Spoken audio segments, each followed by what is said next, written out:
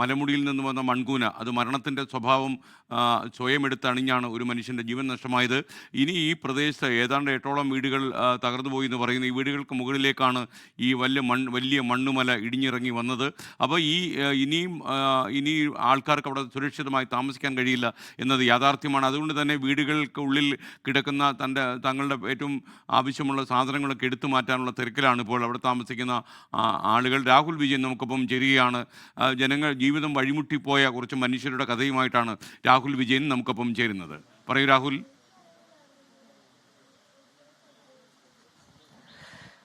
എസ്കെൻ, അങ്ങനെ തന്നെയാണ്. വഴിമുട്ടിപ്പോയ ഒരുപാട് ആളുകൾ, ഒരുപാട് ജീവിതങ്ങൾ ഇവിടെ ഉണ്ട്. ഇനി അവരെന്ത് ചെയ്യണമെന്നുള്ള ഒരു ആശങ്കയിൽ നിൽക്കുകയാണ്. ഇത് പാത്തുമ്മ നമ്മളാ നിന്ന സ്ഥലത്ത്, അതായത് ആ മണ്ണിടിഞ്ഞ ബിജുവിന്റെ തൊട്ട് പിന്നിലായി കാണുന്ന വീട്, അത് പാത്തുമ്മയുടെ ആയിരുന്നു.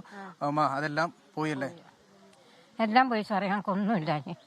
ഞങ്ങൾക്ക് സാധാരണ മക്കളെ സഹായിക്കാനും ഒരാളില്ല. ഞങ്ങളുടെ എത്രയും മതി കിടക്കാനുള്ള സംവിധാനം തന്നാൽ ഞങ്ങളിനി ഇവിടെ കിടക്കണമില്ല. ഞങ്ങളിനി കിടക്കണല്ല. ദുനിയാവിലെ ജീവിതം നോക്കി ഞങ്ങൾ പോവുകയാണ്. അതുകൊണ്ട് നിങ്ങളുടെ അഭിപ്രായം അങ്ങനെ ചെയ്യുക.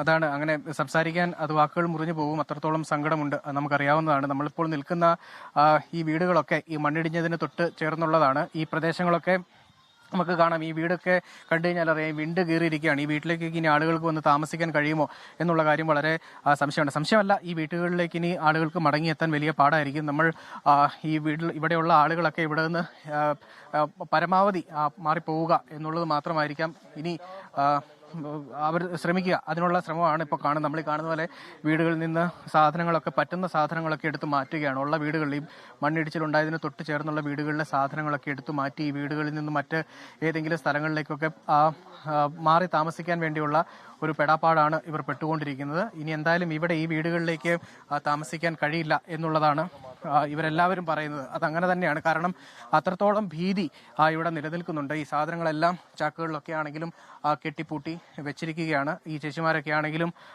ഇതെല്ലാം എടുത്ത് കൊണ്ടുപോകാൻ വേണ്ടി ഉള്ള ശ്രമത്തിലാണ്. അല്ലേ ചേച്ചി? ഇതെല്ലാം ഇവിടുന്ന് മാറ്റുമോ? വലിയ തരത്തിൽ ബുദ്ധിമുട്ടായി. ഇനി ഇപ്പം എന്താ ചെയ്യുക? നമ്മുടെ വലിയ ഒരു സ്വപ്നമാണ് ഇവിടെ താമസിക്കുക എന്നുള്ളത്. അതൊക്കെ നഷ്ടപ്പെടുക അല്ലേ? നഷ്ടപ്പെടുക. ഇനിയിപ്പോൾ താമസിക്കാനുള്ള ഒരു ധൈര്യമില്ല. മാറുക. ഞങ്ങൾ 20 വർഷം ഇവിടെയാ. ഞാനും ഹസ്ബൻഡും 2 മക്കളും അമ്മയും എൻ്റെ അമ്മ. ഇപ്പൊ ഇത് കൊണ്ട് പള്ളിയിൽ ഇട്ടിട്ട് ക്യാമ്പിൽ പോകും. ആ, ഉണ്ടായിരുന്നു. പക്ഷെ ഇത്രയും വരുമെന്ന് അറിഞ്ഞില്ലായിരുന്നു. ഇവിടുന്ന് ഇവരെല്ലാവരും പോവുകയാണ്. ഇവിടുന്ന് സാധനങ്ങളൊക്കെ എടുത്ത് മാറ്റി ഇവിടുന്ന് ഇവർക്ക് ഇതിപ്പോൾ ഈ കെട്ടി വെച്ചിരിക്കുന്ന സാധനങ്ങളൊക്കെ തൊട്ടടുത്തൊരു പള്ളിയുണ്ട്, അവിടെ കൊണ്ടുവച്ചതിന് ശേഷം ക്യാമ്പിലേക്ക് പോവും. പിന്നീട് ഏതെങ്കിലും സ്ഥലത്തേക്ക് മാറണോ വേണ്ടിയോ എന്നുള്ള കാര്യത്തിലൊക്കെ തീരുമാനമാകും എന്നുള്ളതാണ് പറയുന്നത്. വളരെ ദയനീയമായിട്ടുള്ള അവസ്ഥ. അത് നമുക്ക് വാക്കുകളിൽ അത് പറഞ്ഞറിയിക്കാൻ കഴിയില്ല. ഇവരുടെ അവസ്ഥ അത് അത്ര കണ്ട് ദയനീയമാണ്, ഭയാനകമാണ്. അത് അത്ര കണ്ട് സങ്കടപ്പെടുന്നതാണ്. അത് ഈ ദൃശ്യങ്ങളിൽ കാണുമ്പോൾ തന്നെ നമുക്കത് സങ്കടം വരുന്ന വിധത്തിൽ തന്നെയാണ്. എന്തായാലും ഈ ആളുകളൊക്കെ ഇവിടുന്ന് മാറുക അല്ലാതെ മറ്റു മാർഗങ്ങളില്ല. ഈ ലക്ഷം വീട് കോളനിയിലെ 50 കുടുംബങ്ങൾ നിലവിൽ ഇവിടെ ഉണ്ടായിരുന്നു. അവരെല്ലാവരും തന്നെ മാറിയേ പറ്റുള്ളൂ. അതിനുള്ള നടപടിയാണ് ഇപ്പോൾ നോക്കുന്നത്. ഈ വീടുകളൊക്കെ ഇനി മണ്ണിടിഞ്ഞ് വീണ് കഴിഞ്ഞാൽ ഈ വീടുകളൊക്കെ അപകടാവസ്ഥയിലായി കഴിഞ്ഞാൽ ഈ സാധനങ്ങളൊക്കെ നഷ്ടപ്പെടുമോ എന്നുള്ള ഭയത്തിലാണ് ഇവർ ഈ സാധനങ്ങളൊക്കെ കൊണ്ടുപോകുന്നത്. എന്തായാലും 50 കുടുംബങ്ങൾ ഇപ്പോൾ നിലവിൽ എന്തായാലും ക്യാമ്പിലുണ്ട്. ബാക്കിയുള്ള ആളുകളൊക്കെ ഇങ്ങോട്ടേക്ക് പല വീടുകളിലും ഉള്ള സാധനങ്ങളൊക്കെ വീടുകളിലേക്ക് എത്തി ആ സാധനങ്ങളൊക്കെ മറ്റു സുരക്ഷിത സ്ഥാനത്തേക്ക് മാറ്റുകയും ചെയ്യുമായിരിക്കും. രാഹുൽ വിജയനാണ് തത്സമയ വിവരങ്ങളുമായി അടിമാലി കൂമ്പൻപാറയിൽ ചേർന്ന് EKK കൺസ്ട്രക്ഷൻ കമ്പനിയാണ് ഇവിടെ നിർമ്മാണം നടത്തിക്കൊണ്ടത്. ഇന്നലെയും നിർമ്മാണം ഉണ്ടായിരുന്നു.